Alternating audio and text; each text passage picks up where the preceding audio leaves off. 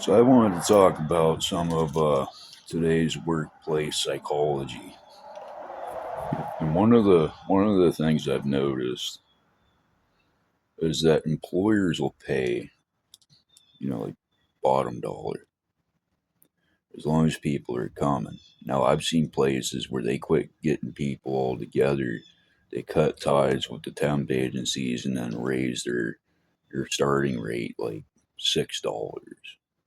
So but what was funny about this place is they tried to be more restrictive with who they hired, and the boss there that was running the place, he kind of reminded me of like Clark Kent.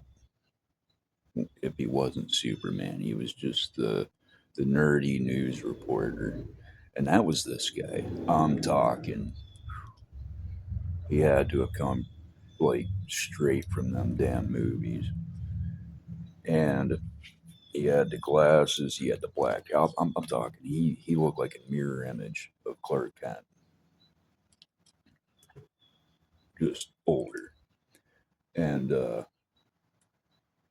this guy's running a place, and I, I I I got fired, and I was hearing about it, and they were talking about, all of a sudden there's meth everywhere. They're finding it on the tables. They're finding it everywhere, and they're looking on the cameras. They're watching people drop it out of their pocket, and I'm thinking, part of psychology, what I call programming, and I guess it's not just programming, but like, um, so basically, you'll have people that everybody has a past, and there's a lot of common denominators within those histories, right? Everybody's got kind of similar story, part of a story with somebody else. So, little fractions of your story also match up with other people's, but then you look at those people, you're like, why don't they act like me then? And that's because it's only a fraction of their story. And so when somebody that just doesn't care gets around these people, then they stop caring, because it's about dopamine now. It's about, oh, I don't want to hide what I am. I want to be gay. I want everybody to know that I get high. I want everybody to know that I do this. And so obviously the first one I wasn't like discriminating. It's just the psychology of how people program each other.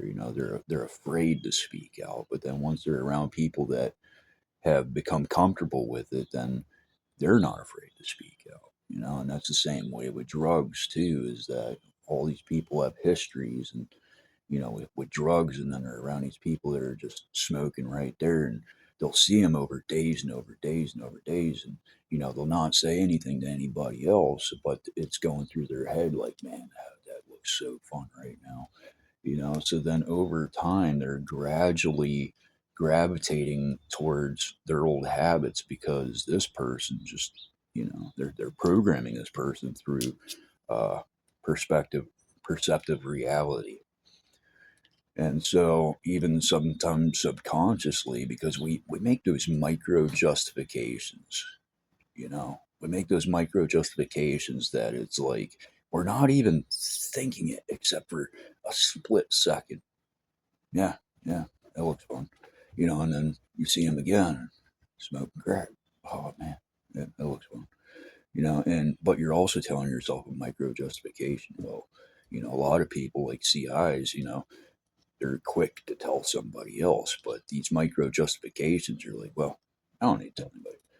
Now I'm saying that's a individual justification. I'm not saying everybody should, go tell somebody when they're doing that. I'm saying this individual is thinking that it's a micro justification. Like, oh, you're making a garden, and well, you should water it today, but you're thinking about doing it tomorrow, and then you pass it off. That's a micro justification. You're if you're not abiding to your routine that you want to keep steady. So, anyways, about this this workplace. So they ended up getting rid of everybody except for like 5 people, from what I heard. And I saw the psychology of that. I was like, yeah, you raised the money in a town that is completely broke, has been for years, and they're known for doing drugs. So the high probability of you hiring somebody that has a history of drugs, but then the job is like discriminating us when we haven't even had a chance to make ourselves better. They look at a label on your record and they say, well, this person's this and this, because they're in their reality, they're constructing their paradigm of what you are. So, and we all do that within a microsecond. We're doing that. We have a quick picture and it just all comes together at once, and it's like, yep, that's how I see that person. And then you move on. But the you'll see them doing things that also correlate to that that original thought. So it's reinforcing your idea of what you have about them. And as I said, we all do that. And so, it's like one of the things that really pisses me off is that you'll have a job that says, well, we're not going to hire you because of this. And then they need workers, and it's like, okay, we're taking literally anybody. Everybody's saying, well, they're taking everybody. Well, then you go there, and it's like you're the only person not taking. It's like, you can't see the psychology of that. Am I the only one? See, I feel the circle getting tighter. I know the psychology of it, but you're also trying to tell us, well, these jobs are not going to tell you why you got fired. They're going to say it was something in the handbook, and they're going to make you second guess that. Why? Because you're going to want to follow everything in the handbook. If you're afraid that, they made something up, you're going to be like, well, I'd better be the best I can be. Now, what does that do psychologically? What that does psychologically is makes it so we hate our own identity. We're literally hating our own identity because it's holding us back. And basically, where I'm trying to get to is that I was just watching a video, and they're talking about even in the 1960s, they were trying to, they were taking these serial killers through courts and everything, and they're trying to improvise on what they should do. Yeah. The only thing they want to revise now is that we're forced to call people by their pronouns.